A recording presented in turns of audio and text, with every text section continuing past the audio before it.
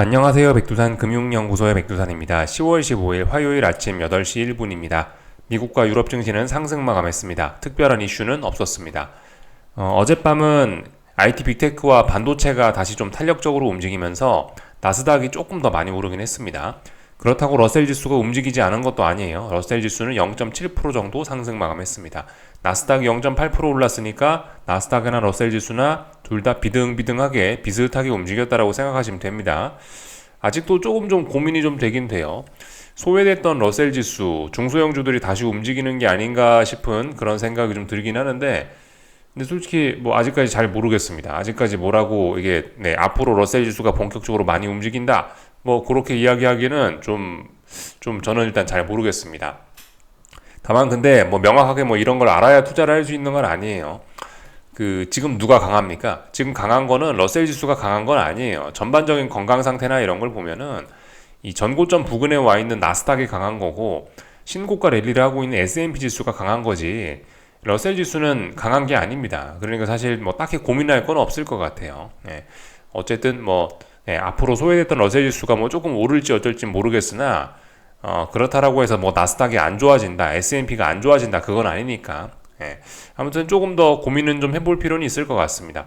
러셀 지수가 조금 더 오를 수 있으려나, 나스닥에 지금까지 소외됐던 러셀 지수가 좀 다시 주인공이 될 수 있으려나 고민은 좀 해보는데, 어쨌든 근데 뭐 고민이 어떻든 간에 답은 어느 정도 좀 나와 있지 않나 싶습니다. 건강 상태 좋은 놈을 사야 된다, 그죠? 만약에 매수를 따라갈 거면 강한 친구 S&P나 나스닥을 사는 게 어쨌든 맞긴 맞을 거다 이겁니다. 그래서 뭐 이런 이야기 좀 했고요. 엔비디아가 좀 많이 올랐습니다. 그죠? 엔비디아 많이 오르고, 마이크론도 뭐 1.3% 정도 올랐으니까 한국 증시에 있는 반도체 종목들 괜찮지 않을까 조금 기대해 볼 수 있는 그런 부분이라고 생각합니다. 상승 종목 수 좀 많았고요. 근데 하락 종목 수도 만만치 않았네요. 어쨌든간 분위기 좋게 잘 오르고 있다. 어젯밤은 빅테크가 좀 올랐다, 이렇게 볼 수가 있겠습니다. 어젯밤에 뭐 아무런 내용도 없었던 것은 아니고요. 뭐 몇 가지 이야기만 좀 하자면요. 연준 원로의사가 금리 인하에 더 신중해야 된다라는 발언을 하면서 금리 동결 확률도 살짝 높아지긴 했습니다. 뭐 그렇지만 뭐 시장에 큰 영향을 미치진 못했습니다. 25bp 금리 인하가 시장의 정설입니다. 지금까지는요. 아무튼 약간 매파적인 발언이 좀 시장에 악영향을 미쳤을 수는 있다. 채권 시장에 좀 악영향을 미쳤을 수는 있다. 이 정도 생각하시면 되고요. 참고로 어제 채권 시장은 휴장이었습니다. 어제는 주식시장, 미국 주식시장만 열려 있었다 생각하시면 되고요. 어젯밤에 뭐 특별히 어떤 뭐 기업 실적 발표 있었던 것도 아니고 어제는 좀 조용했습니다.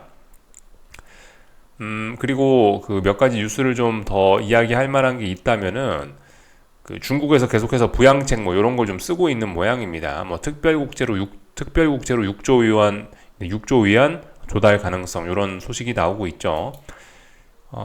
그리고 국제 유가를 좀 봐야 될 것 같은데요. 오펙 수요 예측 하향이랍니다. 그래서 국제유가가 2% 빠졌다라고 이렇게 나와 있습니다. 국제유가가 이렇게 하락하는 것은 사실 증시에는 지금은 좀 긍정적으로 작용을 할 수 있습니다. 국제유가 하락했다라는 거 알아놓으시면 좋을 것 같고, 여기 기사 내용을 조금만 더, 지금 이게 오펙 수요 예측 하향했다라는 기사 눌러본 거거든요. 여기 보면은 이제 중국 부양책에 대한 시장의 평가도 나옵니다.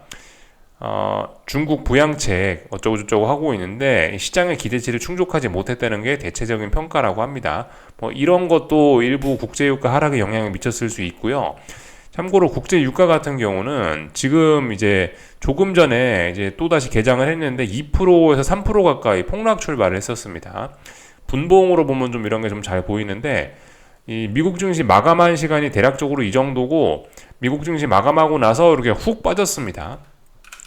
어젯밤에 나온 기사, 그죠? 오펙 수요 예측 하향됐다라고 해서 2% 국제유가가 하락한 거는 이제 여기서부터 여기까지 빠진 게 2% 하락을 했다라는 거고, 그 뉴스 나오고 나서 추가로 지금 2%가 더 빠진 거예요. 그래서 국제유가는 지금 72달러 선에서 거래가 되고 있는데, 이거는 이스라엘이 이란의 정유시설이나 뭐 석유 관련 시설을 공격하지 않겠다라는 이야기를 해서 그런 겁니다. 지정학적 리스크 완화. 그래서 국제유가가 하락한 겁니다. 그래서 지금 국제유가는 어떤 그림이냐면요, 이제 요렇게 쌍고점 혹은 뭐 다중고점형을 확인하고 이제 아래쪽으로 이렇게 꺾이는 그림이 된 겁니다. 그래서 이제 국제유가는 일단은 여기에서부터 시작된 이런 이 하나의 상승 파동은 일단 끝났다라고 보여집니다. 국제유가는 지금 어떤 자리냐면요, 요런 자리죠. 일봉으로 봤을 때 이런 자리입니다. 쌍바닥을 확인하고 요렇게 지난번 지정학적 리스크로 인해서 급등을 했었었는데, 지금 이제 여기 보시면 여기가 중장기적으로 굉장히 무거운 이평선들이 내려오는 무거운 저항이거든요. 이쪽 부근에서 지금 이제 다시 하락을 전환을 한 그런 모습입니다. 그래서 국제유가는 이제 아래쪽으로 좀 갈 가능성이 높다. 근데 국제유가가 적당히 아래쪽으로 가는 건 증시에 긍정적인데, 아무튼 65달러 붕괴는 시키면은 이거는 이제 또다시 경기 침체에 대한 우려 이런 걸로 해석이 될 수 있기 때문에 그런 점은 주의해야 됩니다. 하여튼 국제유가는 지금 보시다시피 오랜 횡보를 했고요. 오랜 횡보한 과정 끝에 방향성을 일단 중기적인 장기적인 방향성을 아래쪽으로 꺾어 놓은 겁니다. 그 아래쪽으로 꺾인 가운데서 지정학적 리스크로 인해서 반등을 하다가 지금 일단 그 반등이 끝난 거라서 국제유가 투자에 어떤 유가에 관심이 있으신 분들은 지금 이 자리가 어떤 중기적 장기적 관점에서 의미 있는 고점일 가능성이 좀 있다라고 봅니다. 그래서 좀 잘 보셔야 될 것 같아요. 국제유가가 그래서 앞으로 좀 추세적인 하락을 하는 게 아닌가라는 생각이 듭니다. 물론 뭐 아직 미국 경제 좋다라고 하니까 뭐 괜찮을지 모르겠습니다만은 지금 일단 국제유가의 장기적인 중기적인 이런 추세를 보면은 좀 큰 하락의 위험이 있는 그런 자리입니다. 그래서 좀 집중을 해야 될 것 같습니다. 이런 내용들을 좀 봤고요. 나머지 뭐 특별한 거 없죠. 이런 내용들이 있었다. 어제 채권 시장은 뭐 휴장을 했기 때문에 뭐 그렇게 큰 의미를 부여하는 건 좀 어려울 것 같은데, 원러 의사의 발언 때문에 계속해서 채권의 하락이 지속되고 있다. 달러 강세도 지속되고 있다. 그죠?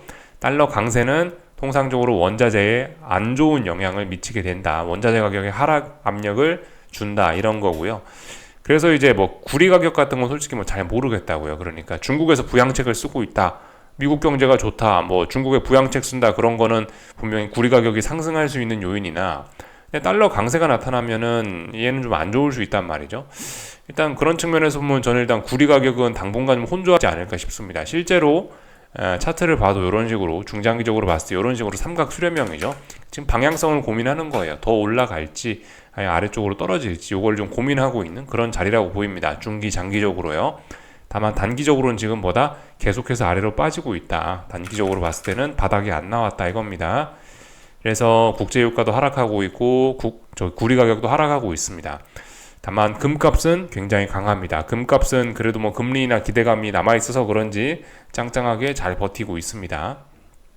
재상승하려고 하는 뭐 그런 모습이다라고 지난번에 말씀을 좀 드렸던 것 같긴 합니다. 다 봤고요. 주식시장 이야기 좀 하겠습니다. 뭐 특별히 드릴 이야기가 없습니다. 잘 올라가고 있기 때문에 한동안 횡보하다가 위쪽으로 방향성 정했고, 그러니까 탄력적으로 잘 올라가고 있죠. 그죠? S&P 당분간 저항이 없습니다. 지금 추세선이 지금 요렇게 올라가는 것들이 있는데 추세선까지 터치하려면 아직 한참 남은 것으로 보입니다. 그래서 잘 올라가고 있다. S&P. 나스닥도 잘 올라가고 있다. 상승 탄력이 뭐 조금 뭐 약하긴 합니다만은 그래도 전고점, 어떤 직전 고점 이런 자리 돌파 한창하고 잘 올라가고 있다 이겁니다. 위쪽에 저항까지도 조금 좀 여유가 좀 남았고요. 그래서 잘 올라가고 있다.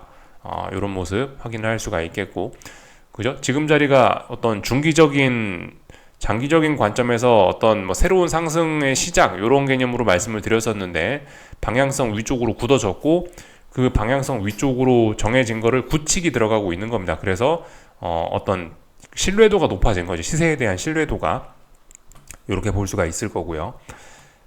러셀 지수는 패스하고, 그 참 종목들 내용 좀 보자면은 일단 변동성 지수부터 좀 보자면 많이 안정되고 있습니다. 그죠? 변동성 지수 고점 확인하고 아래쪽으로 꺾이고 있죠. 시장이 안정적인 모습이고요. 엔비디아가 어젯밤 많이 올랐습니다. 엔비디아는 이렇게 올라가더니 저항선이 있었는데 시작부터 갭상승으로 딱 이 저항을 넘어갔고 상승 마감을 했습니다. 그러니까 뭐다 상승에 대한 목표치는 저 위에까지 열렸습니다. 전고점을 물론 아직 넘지 못했습니다. 전고점이 140 부근인데 물론 아직 넘지 못했는데 근데 사실상 전고점은 넘어갈 것으로 보입니다. 그래서 엔비디아의 신고가 랠리가 좀 예정이 되어 있다라고 보여집니다. 반도체 지수도 잘 올라가고 있습니다. 뭐 특별히 이상한 거 없죠. 반도체 지수도 이 직전 고점 자리, 여기 무거운 저항 자리를 어제 뚫어내는 강력한 매수세를 확인한 겁니다. 새로운 시세의 시작, 그죠? 예, 그래서 계속해서 올라갈 거다. 특별히 이상한 거 없고요. 애플도 뭐 잘 올라가고 있습니다. 애플도 보시다시피 잘 올라가고 있고 딱히 점검할 건 없을 것 같아요. 마이크로소프트가 뭐 조금 좀 부진하긴 합니다만은 마이크로소프트는 더 이상 빠지지 않는 단기 바닥을 확인했다. 뭐 일단 그런 거에 의미가 좀 있다라고 봅니다. 어쨌든 그래서 개별 종목들 흐름 괜찮아 보이고 지수도 특별히 어떤 뭐 위험 신호 보이지 않습니다. 잘 올라가고 있는 그런 상황입니다. 전반적인 내용들 그래서 다 봤습니다. 한국 증시도 오늘 좀 이제 그 반도체가 올랐다, 뭐 빅테크가 올랐다 이런 거에 좀 긍정적인 영향을 받지 않을까 싶습니다. 일단 그 말씀드리고 있지만 코스피가 지금 좀 살아나려고 하는 지금 초창기예요. 그죠?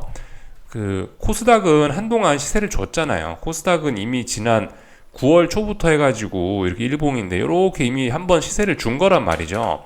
시세 한번 주고 여기 무거운 저항을 만나서 지금 좀 피곤한 상황입니다. 그래서 지금 좀 조정이 좀 지속이 되고 있는 거고, 그 코스닥이 9월 초부터 이렇게 오르는 사이에 코스피는 뭐 했습니까? 삼성전자가 박살나다 보니까 그냥 바닥만 확인한 거예요. 그래서 지금 코스피는 이런 식으로 삼중바닥형 확인한 꼴이 대충 된 거고요. 삼중바닥형 확인하고 이제 어제부터 이제 본격적으로 좀 위쪽으로 올라가겠다라는 신호를 처음으로 준 거기 때문에 당분간은 개인적으로는 코스피가 좀 좋을 수 있다라고 생각합니다. 코스피가 좋다라면은 코스닥은 조정이 좀 지속될 수 있겠다 생각하시면 되겠고, 그리고 삼성전자가 그죠, 말씀드렸다시피 어제 의미 있는 매수세가 나왔잖아요.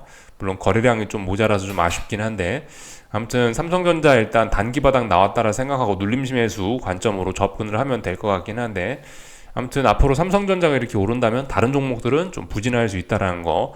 어제 움직임 보셨죠? 코스피 선물이 1점 몇 프로 오르고 삼성전자가 2점 몇 프로 오르고, 그러니까 상승 종목 수가 좀 부진하고 2차전지라든가 이런 친구들이 좀 약한 것을 우리가 어제 확인을 했습니다. 그런 흐름들이 좀 이어질 수 있습니다. 삼성전자가 다시 귀환하는 거는 이 개별 종목 매매하시는 분들 입장에서는 안 좋은 겁니다. 그죠? 그래서 일단 이런 흐름들이 좀 이어질 수 있겠다 싶습니다. 여기까지 하겠습니다. 궁금한 거 리플 남겨주시고 오늘 저녁에 뵙겠습니다.